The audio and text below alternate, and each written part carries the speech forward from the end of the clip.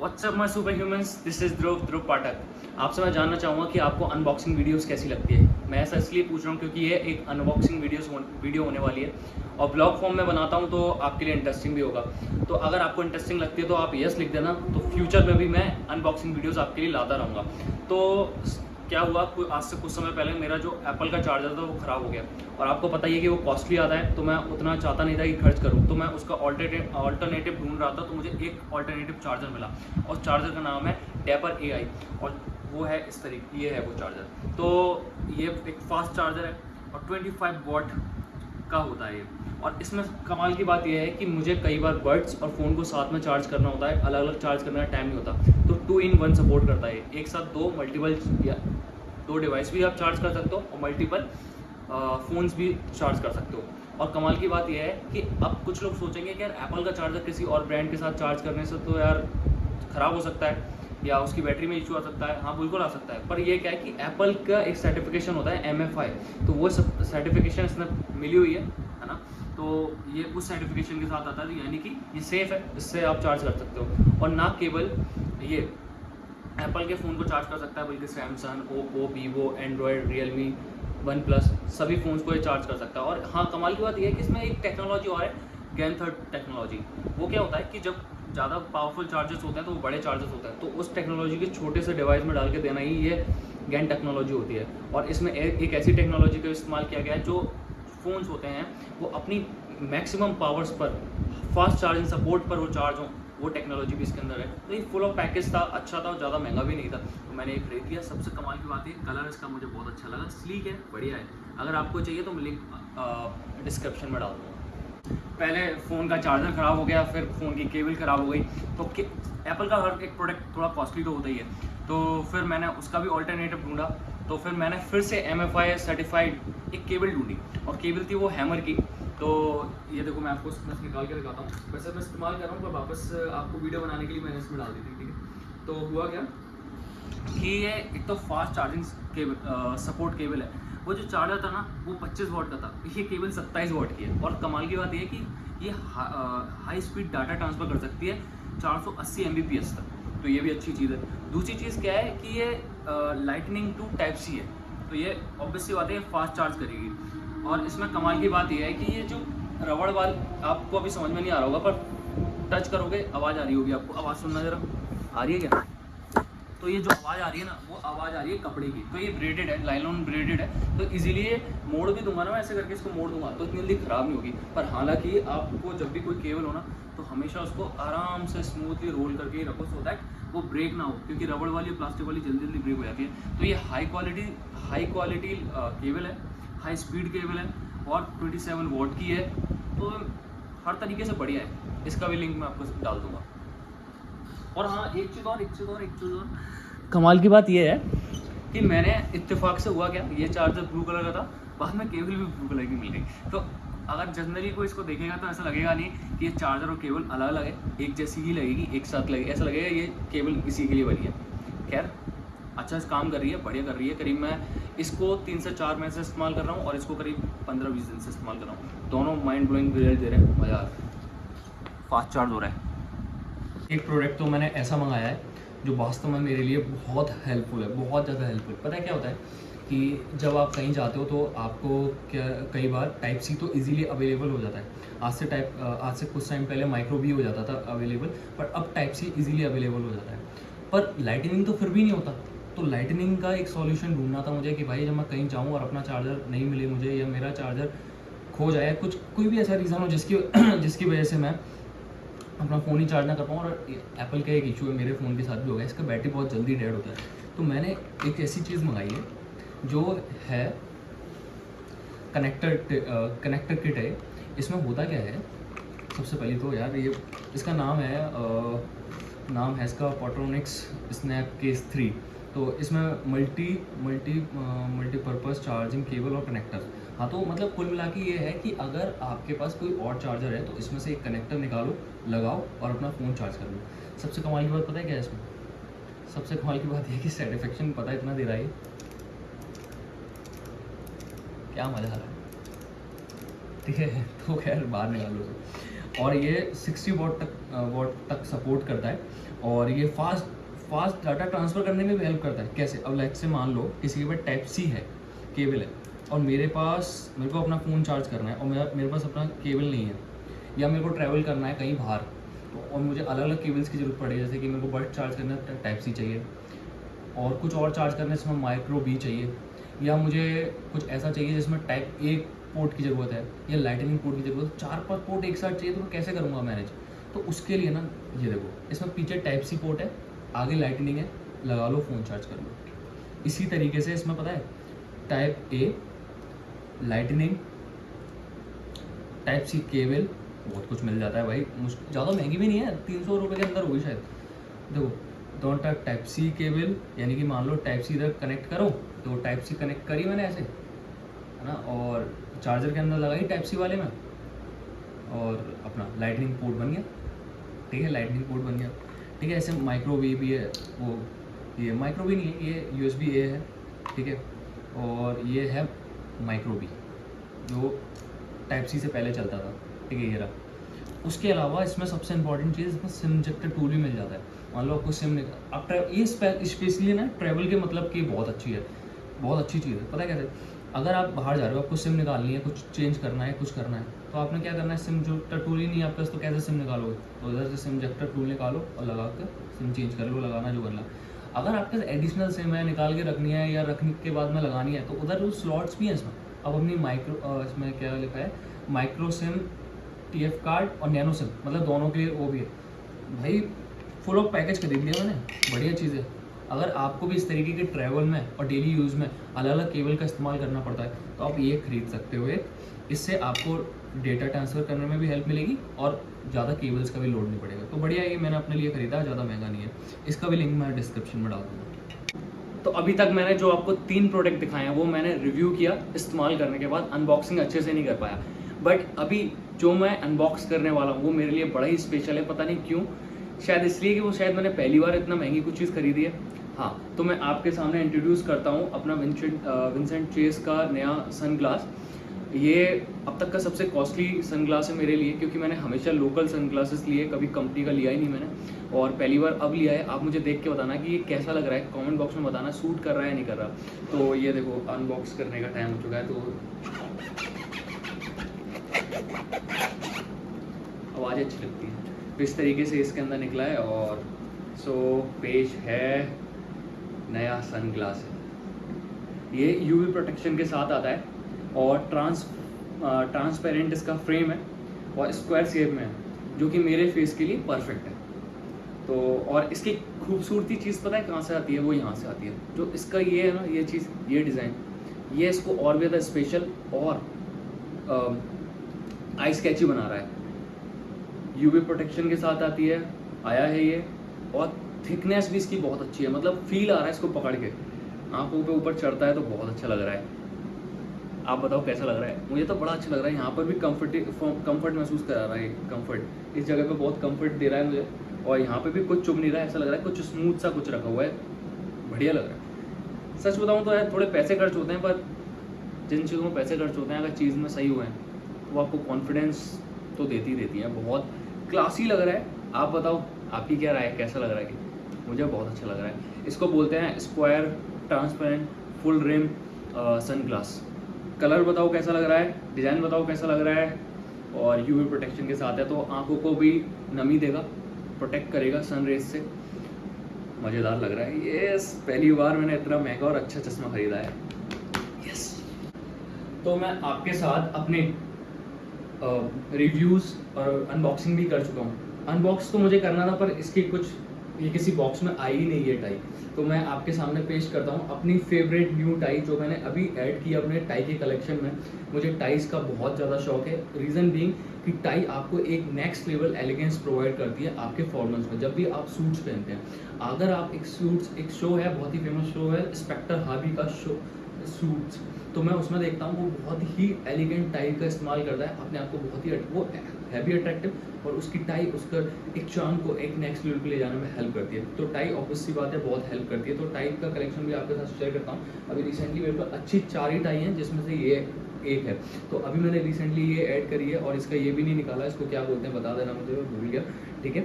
और ये Louis Philip की है और कमाल की बात है जो इसका ये कॉम्बिनेशन है वो मुझे बहुत ही ज़्यादा अट्रैक्टिव लगा। रीज़न बीइंग ये ब्राउन और नेवी ब्लू कलर का जो कॉम्बिनेशन है वो बेस्ट कॉम्बिनेशन में से एक कॉम्बिनेशन है। और मैं अभी एक सूट भी मैंने बनवाया है अपना डबल वेस्टेड सूट, तो उसके साथ पेयर करूँगा, तो जल्दी मैं रील भी लेके आऊँगा, रील या शॉर्ट्स, या मैं बताऊँगा कैसे उसको पहनते हैं, वो सब आपके साथ शेयर कर दूँगा। तो देखो यार, आप बताओ ये टाई कैसी लग रही है। मुझे टाइज बहुत पसंद है, बहुत ज़्यादा पसंद है। मैं अभी और ज़्यादा कलेक्ट करूँगा टाइज, तो टाई का कलेक्शन भी तैयार करेंगे। और देखो ये वाली टाई है, ठीक है।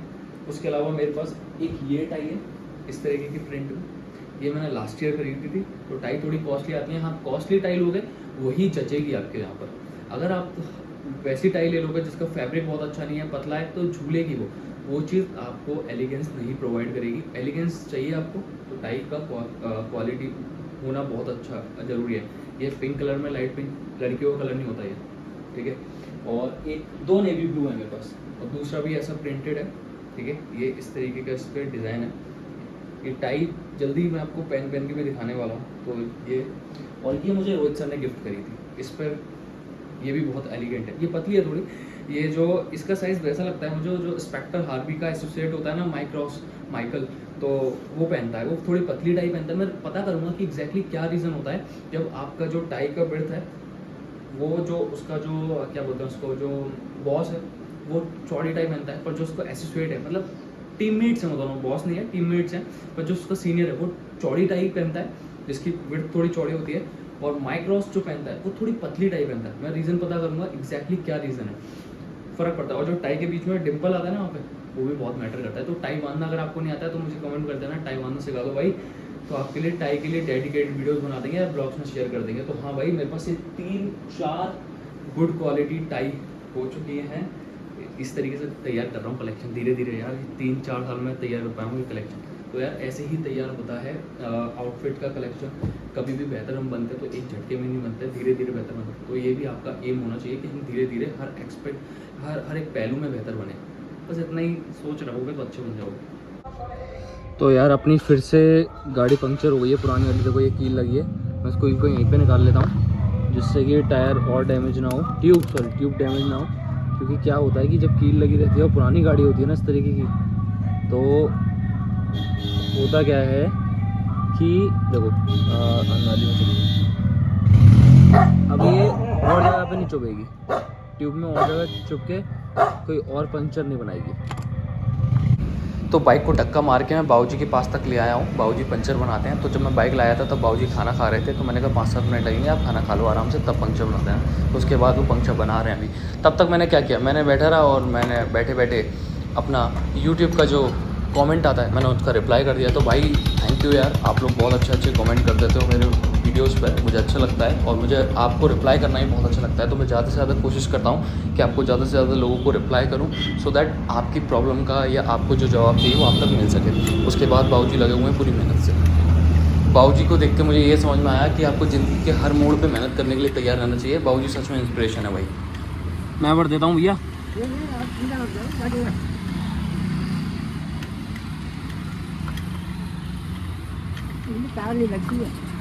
ताकत नहीं लगती इसमें,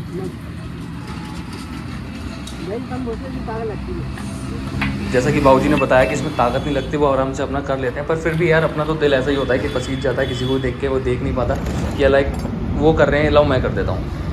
वो चीज़ होनी चाहिए भाई, एज अ ह्यूमन नेचर सबके अंदर होना चाहिए, समझ में आना चाहिए कि भाई हेल्प करनी है हमें सबकी, ठीक है। चाहे आप अपना काम ही क्यों ना कराने जाओ, हर एक व्यक्ति होता है, दूसरे व्यक्ति को समझना ही एक इंसानियत होती है। तो हमेशा इंसानियत को सबसे ऊपर रखो यार, ठीक है। और मैं भी यही मानता हूँ। और ये है बाबूजी पूरी शिद्दत से देखो आप लोग पंचर बना रहे हैं बढ़िया तरीके से, तो उम्मीद है भाई बढ़िया पंचर बनेगा।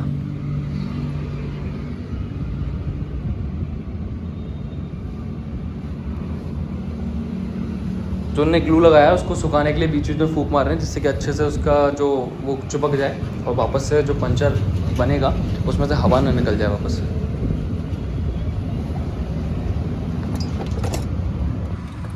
तो भाई आज इस ब्लॉग के माध्यम से आप ये भी सीख लोगे कि पंचर कैसे बनाते हैं। अगर आपको नहीं आता, ज़्यादातर लोगों को इंडियंस को पंचर बनाना आता है। मेरे घर के पास एक चाचा ही रहते थे, तो मैं देखता था वो उनके पास पंचर किट होती थी, तो वो अपना पंचर खुद ही बना लेते थे। अपना पंचर मतलब अपनी बाइक का, स्कूटर का, स्कूटी का पंचर, और कुछ रिलेट मत करो भाई।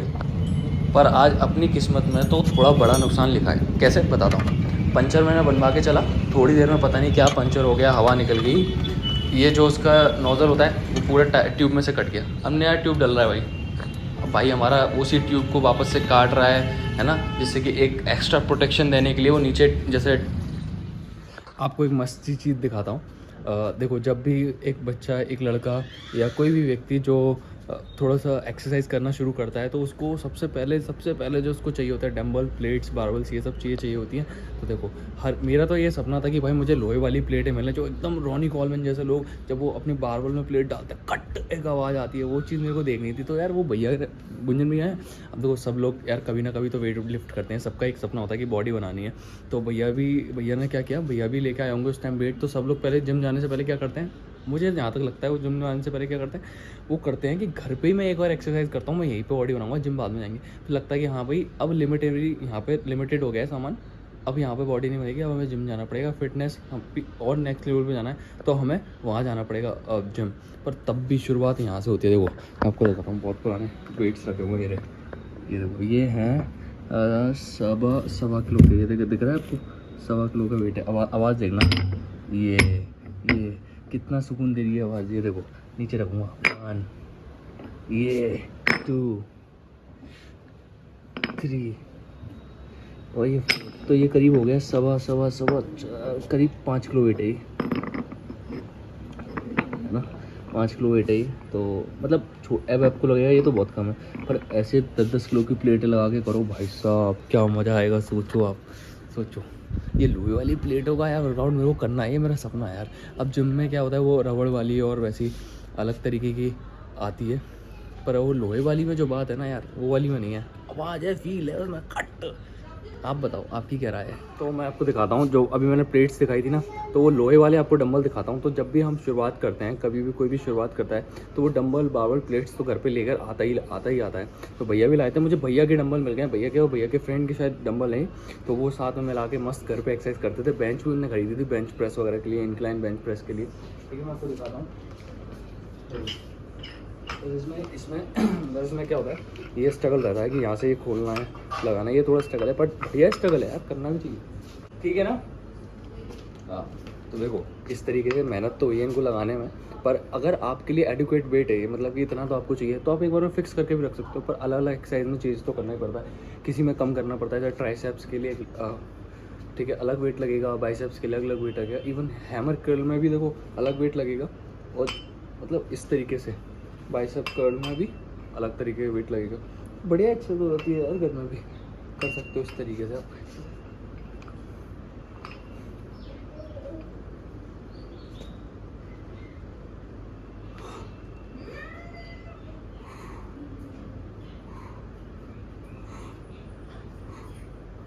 शोल्डर प्रेस, आर्नोल्ड प्रेस,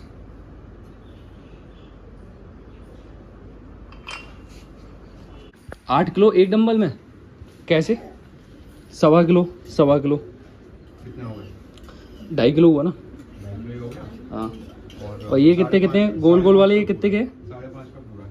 5.5 का पूरा है। अच्छा, 1 पाउंड के हैं वो, तो 5.5 का है वो पूरा। हाँ 5.5, ठीक है हो गया 8 किलो। तो 8 किलो इनफ वेट होता है यार, बढ़िया वेट होता है ना, मतलब घर के लिए एक्सरसाइज तो हो जाएगी। रैप बढ़ा दो अगर आपको लाइट वेट लग रहा है तो, और क्या कर सकते हैं। फटीग में जाने के लिए तो ये एक ऑप्शन बढ़िया है।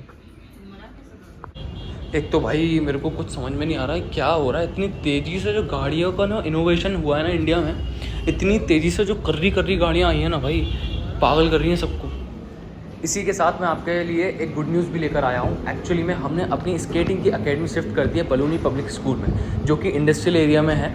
यूनिट 3 है बलूनी पब्लिक स्कूल का ये, और आरके जिम कॉलेज आपने सुना ही होगा अगर आप आगरा से हो तो उसके जस्ट पीछे है। और कमाल की बात ये है कि हम जहाँ पर स्केटिंग कराएंगे वो होगा थर्ड फ्लोर के शायद ऊपर, और वहाँ पर जाने की लिफ्ट है। देखो मैं अभी आपके सामने देख सकते हो, मैं लिफ्ट से ही जा रहा हूँ, तो आपको लिफ्ट से ही जाना पड़ेगा। और यहाँ से अभी काम चल रहा है इस पर, तो ये देखा जाए दिल थाम के बैठे रहिए, आपके लिए एक शानदार बड़ा सा स्केटिंग ट्रैक बनने जा रहा है, स्केटिंग रिंग बनने जा रही है। तो ये स्केटिंग होगी किस नाम से आपको पता ही है, हमारे ब्रांड का क्या नाम है, हमारे ग्राउंड का क्या नाम है, हमारी जो अकेडमी क्लासेस का क्या नाम है, आप बता सकते हो मुझे? अगर आपको पता है तो आप मुझे बताओ, नहीं तो मैं अभी आपको बताता हूँ। वो है MD स्केटिंग क्लासेस, और यहाँ से आप देख सकते हो कि यहाँ से एक व्यू मिल रहा है आपको स्विमिंग पूल का। तो अगर आपको स्विमिंग सीखनी तो यहाँ पे भी चला जाना भाई, अगर आपको सीखनी है तो। दूसरी बात देखा जाए तो यहाँ पर बहुत अच्छा जगह है, बहुत लंबी जगह है। तो स्केटिंग के लिए हमें लंबी जगह चाहिए होती है और काफ़ी चौड़ी भी चाहिए होती है, तो इफ़िशेंट है, मतलब प्रैक्टिस भी अच्छे से हो जाएगी। काम चल रहा है, 10-15 दिन में ये बाउंड्री उठ जाएगी और ये काम बन के चिकना हो जाएगा ये ग्राउंड। तो ये हमारे लिए स्केटिंग का मस्त ग्राउंड बन जाएगा जहाँ पर आप लोग प्रैक्टिस कर सकते हो आके। टाइमिंग अभी के लिए मैं बता देता हूँ 5 से 6 रहेगा, थोड़ा सा चेंजेस रहते हैं, विंटर्स में चेंजेस हो जाते हैं। और देखो आगे की तरफ थोड़ा सा चिकना कराया हुआ है इन लोगों ने, पर क्या हो रखा है कि लकीरें खिंची हुई हैं, तो ये लकीरों से क्या होता है थोड़ी सी दिक्कत होती है। तो कोशिश ये रहेगी कि ये भी चिकना हो जाए।